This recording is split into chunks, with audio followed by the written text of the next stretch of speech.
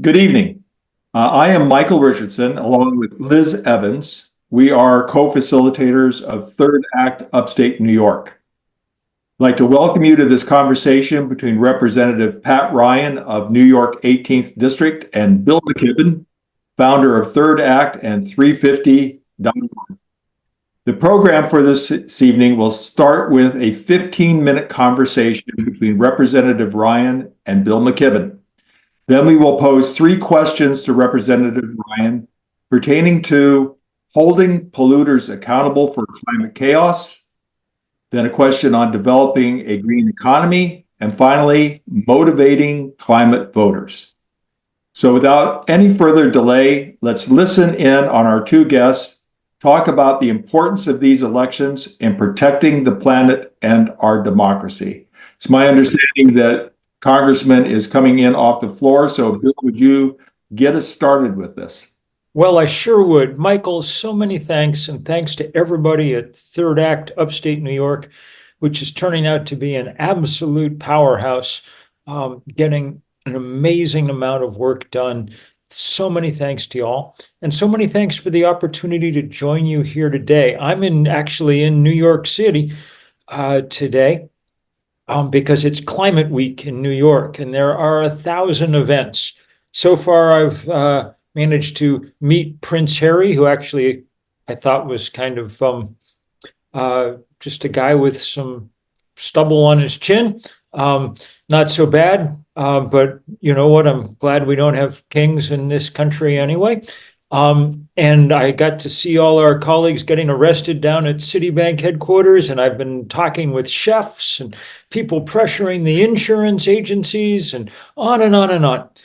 But it's all a big, powerful reminder that we can't get the things done that we need to get done on climate unless we have the political mechanism to get things done. And in this country, that means controlling both the House of Representatives and the Senate of the United States, as well as the White House. Unless there's that trifecta, it's very difficult to pass any kind of important legislation of any kind. We saw that demonstrated when we managed to get the Inflation Reduction Act passed in the first couple of years of the Biden administration. But that can't happen unless we can win control of the House back. And that's why it's so important, as things get shuffled around in districts and things in upstate New York, that we reelect Congressman Ryan. Now, I confess I'm not in 100% agreement with him on everything in the entire world. I think that congestion pricing for New York City would have been a beautiful thing, and I hope we still get it done. But on the truly important questions in Washington, D.C., Pat Ryan has been there voting the right way over and over and over again, and that's been really crucial. I think the congressman has been actually on the floor voting this evening, so he's not quite with us yet. I'm just coming on. I'm sorry to interrupt you, Bill. Oh, fantastic. Welcome. Sorry. Apologies for being late. There you are. What kind of day is it in our nation's capital? It's a little bit rainy and a little bit chilly, which is not terrible for Yeah. But I have the Hudson River, projected behind me here to try to channel. And the Hudson River is always blue sky and sun. We all know that. So there's, well, it's a great pleasure to get to say thank you for the work you've been doing to make sure that the Biden agenda has had a chance. And I hoped that you would talk for a minute. I don't think we've actually focused enough in this country on exactly what's been going on now that the IRA has been passed. To me, this is some of the most remarkable things that's happened in this country since LBJ, and it's powerful to see. So talk for a minute about, I mean, even your Republican colleagues are going around at, ribbon cuttings and things across the country for the stuff they didn't vote for. Yeah, which is always frustrating. But the good news is at the material level, where folks, certainly in my district and across the state and the country, really need help tangibly, economically, and really need something to be excited about, positive, optimistic about. When you look out, I have 2 and 5-year-old boys, and thinking about what kind of jobs could they have in my hometown of Kingston. So one of the really exciting examples of what's happening directly because of the Inflation Reduction Act in the Hudson Valley is at a former IBM manufacturing site where my grandfather actually worked for 36 years. They made some of the first mainframes ever in the history of the world. They closed that plant in the 90s, devastated our economy. Almost 10,000 jobs were just immediately gone. It was just a real gut punch on every level, economic and sort of even moral in the community. Because of the Inflation Reduction Act specifically, and many of the clean energy tax credits and other really tools and incentives and policies to bring in clean energy companies and green jobs in the renewable sector, that has brought to life what was really this dead campus of almost 1 million square feet of abandoned office buildings that have been overgrown and filled with asbestos. And working with the EPA, we got it cleaned up first, declared a Superfund site, and cleaned up. And now it's at a place where we're starting to attract in a battery energy storage company. We're going to build workforce housing along with it. We just had our career and technical education, our BOCES program, along with local labor, with our building trades unions, set up a workforce training hub at the site. So to see at a concrete, local, visceral level that you can touch and feel and be excited about the direct impact of something like the IRA, it is just some of the best public policy we've had, certainly in my lifetime. And given the scale of these projects, they're never moving as fast as we want, but that's a big deal to see those kind of almost immediate impacts. And that's just one of several projects happening in our area beyond the immediate economic value. It's just given people something to be excited about and optimistic about. And there were, and I don't mean to go on, but just to your previous point you made at the end of your remarks, Bill, there were direct, coordinated 2-year-long effort to blow up the IRA by the House Republicans, and we've had to just battle and battle and battle to hold them off. We mostly have. I mean, they've been able to sort of nibble at the edges and weaken some of the programs or cut funding from some of the programs or delay funding, which is very frustrating. But we've kept the integrity of the bill. And to be clear, it didn't go, of course, as far as we fully wanted, but it is incredibly impactful, both economically and from an environmental and climate action perspective. So we're a lot more work to do, but we're very excited about it.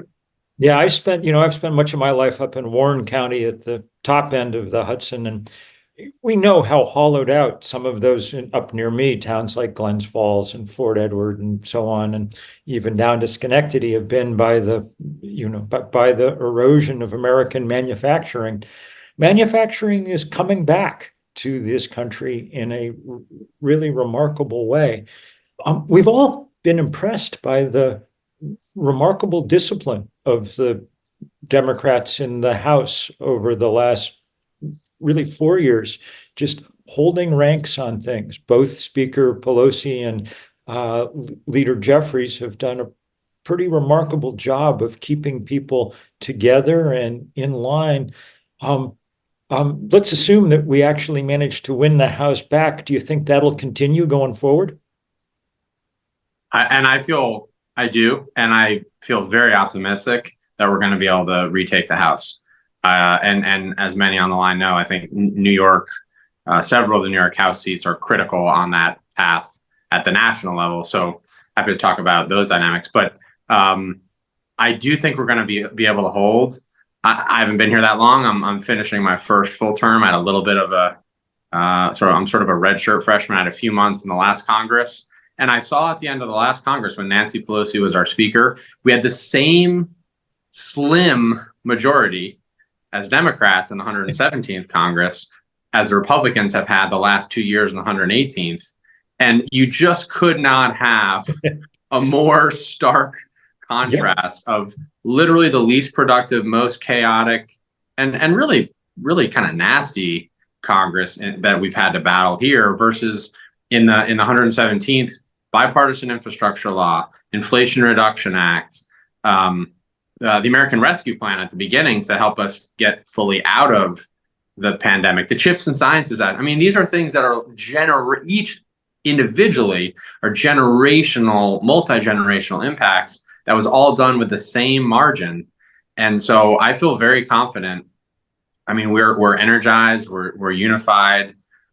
Speaker Pelosi, or Speaker Emerita Pelosi, always says diversity is our strength, but our unity is our power. And so that's really the ethos of the caucus. And I feel confident we'll carry that through. And we've got a ton of work to do, of course, when it comes to environmental protection and climate action, affordability and economic equality issues. We're going to have a big battle about the tax code and making sure we don't continue or expand these big bailouts to big corporations and billionaires that Trump has put in place the last 5 years. So we got some big fights ahead, and I'm confident that we'll be able to stick together. Well, we're extraordinarily grateful for the work that you've managed to accomplish. And the point I want to get across tonight to people as we're doing this work, I mean, look, we're all focused on the huge drama of the presidential race because it feels existential. Yes. Yeah. But let's assume that we manage, and this trip to New York is my only time out of the swing states between now and November 5th. But let's assume that we manage to get Kamala Harris into the White House. For her to do anything, folks, she needs a Democratic House to work with. And the reason we don't have a Democratic House right now, more than any other, is because the New York State Democratic Party didn't manage to produce it the last time around, and it was a serious failure.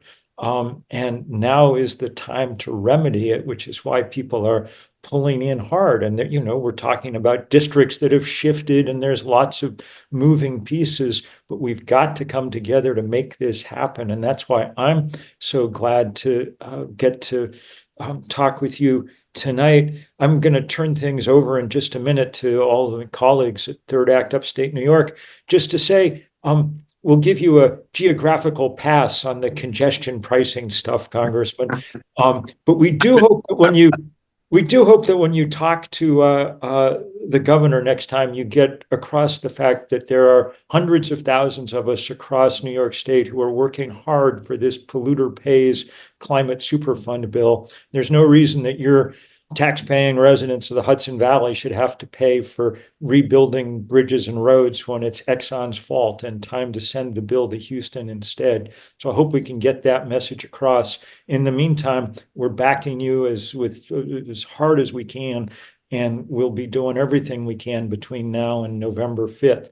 I'm going to turn things back over to you, Michael, and to the rest of the Third Act Upstate New York crew, just to say, I'm headed off to Michigan to do some work now, but I will be looking with great relish on November 5th on the evening. November 5th, New York polls close at 9, if I recall correctly. And let's hope that by 9:02, we've got a good result there in the fighting 18th. So on we go. Thanks, Bill. And I will just say quickly on the stop or make corporate polluters pay legislation. That's something that is incredibly, obviously, morally and sort of policy-wise sound, but incredibly politically compelling and supported in my district, where I grew up in this district. I'm fifth generation in the Hudson Valley. I mean, we've seen this long history. Of course, GE dumping PCBs, which we're still battling and dealing with. The situation with radioactive waste now at Indian Point, that even because of that, the tidal flows comes up into my district. Yep. And a lot of other battles. Well, the good news is that your colleague Jerry Nadler has introduced it at a federal level, and if we get the House back, then we'll be able to do it from Washington, which makes a lot of sense. So on we go, and good luck. Thank you all. Thank you. Well, Bill was excellent at setting up this question, and Congressman, you already started to address it. The first question to you this evening is on polluter must pay. The damage from floods, storms, and extreme heat, as you know, are already costing local taxpayers in New York billions of dollars each year.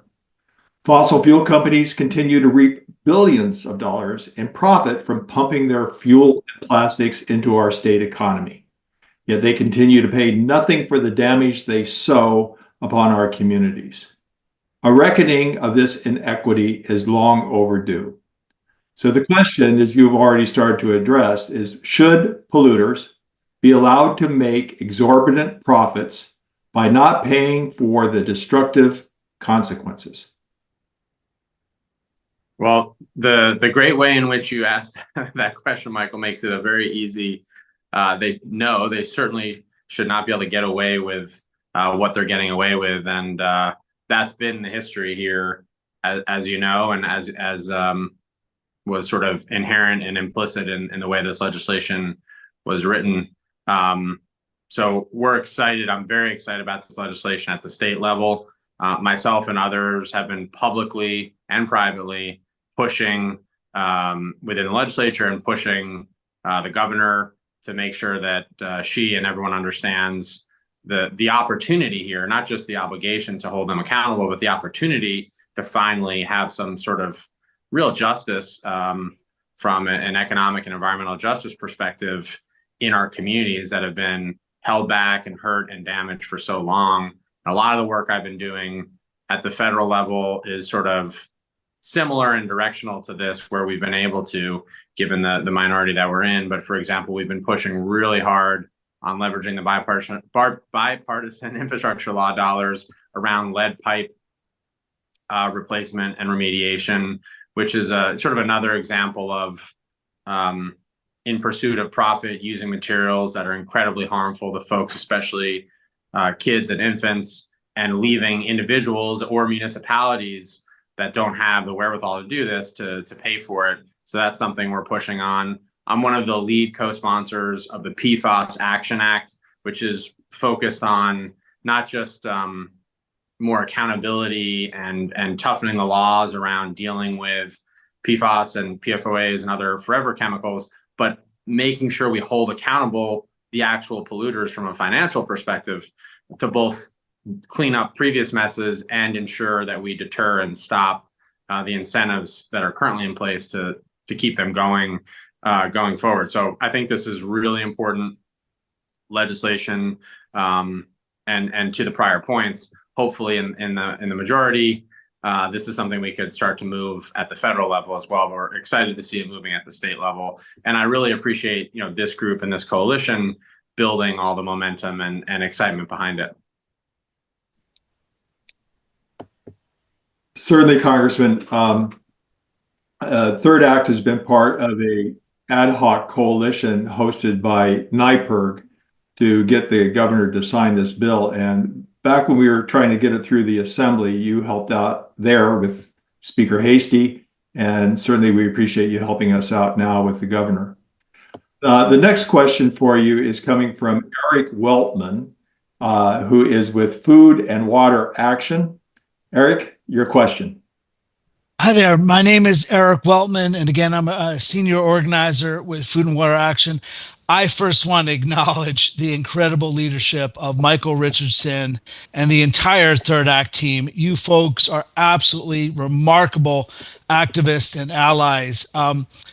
By way of introduction, Food and Water Action was instrumental in winning New York's landmark ban on fracking, and we're continuing the essential work to help move New York and the nation off fossil fuels.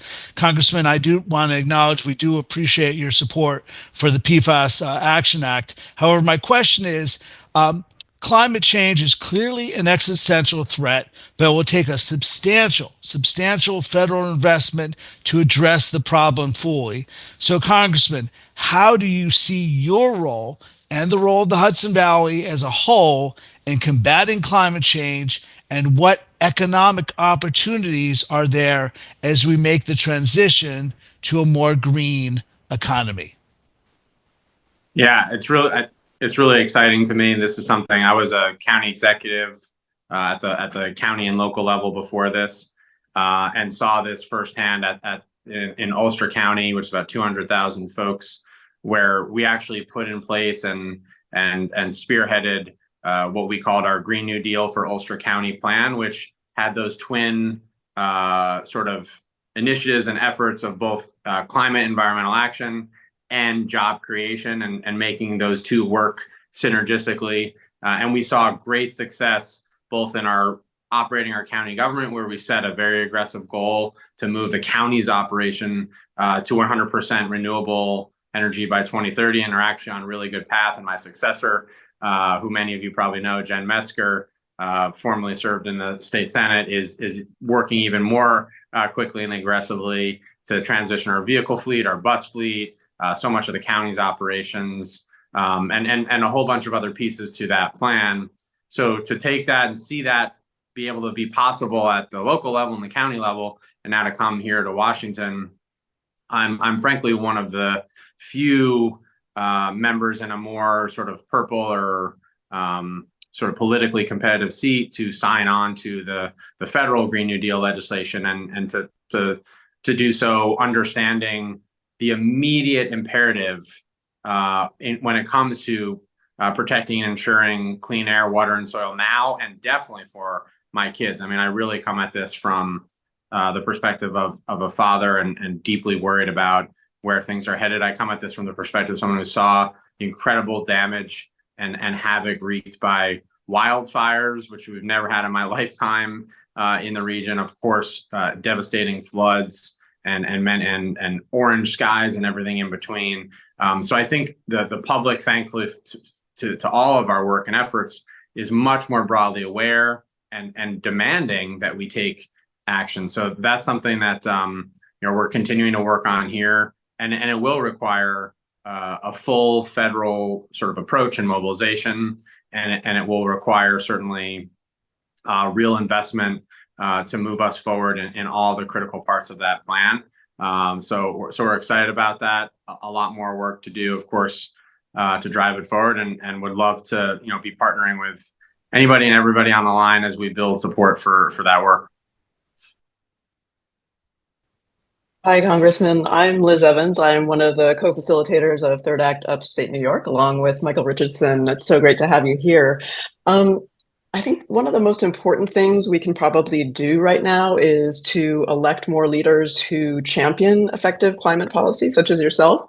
However, it is really difficult to keep the focus on accelerating the clean energy transition that we need when our politics and our democracy feel so polarized. I'm wondering what ideas or messages do you think can help to uplift our democracy in general, but more specifically to make New York State's climate voters a more powerful constituency, both at the state and at the national level? Yeah, I've spent a lot of time thinking about this, because making this case is often difficult in parts of my district anyway. But I've not shied away from that. I think a big part of my answer to your question is we just have to be willing to be clear and speak sort of from the heart, and speak with conviction about something that we all believe deeply in. I actually wrote an op-ed in our local and actually a regional paper articulating the case for really why this bold idea of a Green New Deal, how that would manifest at the local, tangible, visceral level for folks that are dealing with a lot of immediate challenges, especially around the cost of living and affordability of housing, healthcare, gas, groceries, utilities, everything in between. So making sure we're meeting people where they are and grounding this in how it will immediately affect their lives. So we talked a lot about clean water, whether that's for the river itself. I have 100,000 constituents who are part of what's called the Hudson 7 communities that literally get their drinking water from the Hudson. So we've had a big battle to stop barges carrying toxic materials that would want to anchor right there, and talking about how those kinds of immediate, tangible risks and threats are help reinforce the imperative for more aggressive and bold climate action, linking it to, especially when speaking to farmers in our agricultural community who have been hammered, devastated by the extremes of the weather. Our apple farmers, for example, are having a relatively good year this year, but were actually devastated last year, and spending a lot of time with them and really helping them see the linkage between their livelihoods and carrying on their family farms into the next generation, and the imperative for climate action. So I really think there's no shortcut to this. We have to actually just get out there and have the difficult conversations, go to areas and sort of turf both politically and ideologically where it'll take more time, but that shouldn't be an excuse to not do that work. In fact, I think that's, it's important to have these kind of conversations where we largely are in agreement and to energize us and unify us. But then we have to carry this out into the more difficult, both geographic and ideological spaces. So I think things like having climate town halls and having those kinds of conversations, especially in venues where we can have civil discourse, which is harder and harder, but we can't give that up, is really important. And that's something that we've been working really hard to do. So I wish there was an easy button here or a silver bullet. There's not. We just have to continue to make the case, and I know that's really what this coalition is about, and that's why I'm so appreciative and excited to be on with you all. Liz, we could fit in maybe one extra question here. A quick one. That would be this question, Congressman, comes from a constituent of yours, Melissa Everett from Sustainable Hudson Valley. The question is on green transportation. Probing further into the possibilities from an expected Green New Deal, which you've been a champion of, you've been especially active on the Transportation Committee in the House. What kinds of economic opportunity do you see for the Hudson Valley associated with clean transportation and transit? Well, one of the things that I think we have to recognize is right now the Hudson Valley is in sort of no man's land from a public transit perspective, where we're far enough outside the city that we don't really get the full suite of public transit services that I think we deserve and that many folks need. But yet at the same time, we don't often get access to some of the rural programs and grants and funds. So we're right in that sort of the worst spot that you could be. So sometimes it requires us to be creative and figure out how to, both in the short term and certainly the medium and long term, build new models here. So one of the things that I'm very focused on, we're trying to push forward an initiative on essentially linking small rural towns, villages, and communities with the main arterial public transit routes, whether that be bus or rail, or maybe eventually even boats up and down the river, which I think is something we need to do a lot more work to explore, to go back to our roots. So we're looking at doing a sort of micro transit pilot that would utilize kind of EV rideshare routes to link folks who might be, in some cases, 30, 40 plus minutes from a mass transit hub, who want to, for both economic and moral reasons, take public transit wherever they need to go, but it's just not practical in the way that our current system is set up. So we've been pushing and working with both the state and at the federal level through my role in the Transportation Committee to try to pilot some efforts where we could look at utilizing some of the existing models. So if you're living 15 miles from, say you're in eastern Dutchess County, close to the Connecticut border, and you want to get to the Poughkeepsie train station, so you can take the Metro North train to New York City or maybe to Westchester, wherever you need to go for work or for whatever you need to do. Right now, it's almost impossible if you don't own your own vehicle to do that. But if we could sort of incorporate micro transit on demand or near on demand to link people into that system, it would dramatically boost ridership in the public transit systems. And what that also does is it actually, because of the way the federal funding formulas work, it would bring more federal revenues into our public transit systems, which are in a really bad cycle right now, declining ridership and declining revenues, as many of you know. So that's one of the things we were starting to work on in Ulster County when I was county executive. And now I think there's even a regional opportunity to look at the Mid-Hudson Valley or the broader Hudson Valley and think about how do we get more people able to effectively want to and have a more frictionless experience to leverage the public transit system that we do have. So that was probably a little bit too long and wonky of an answer to your question, but that's one of the things we're working on. A lot more ideas that we'd love to partner with you all. And if you have ideas or initiatives, we would love to follow up and see what we can do to move them forward. Wonderful. Thank you so much, Congressman. You've taken us perfectly up to the top of the hour, and we are out of time. So I want to just thank everyone for attending this evening, especially our two incredible speakers, our question askers, and everyone in our audience. Thank you so much, everyone, for coming.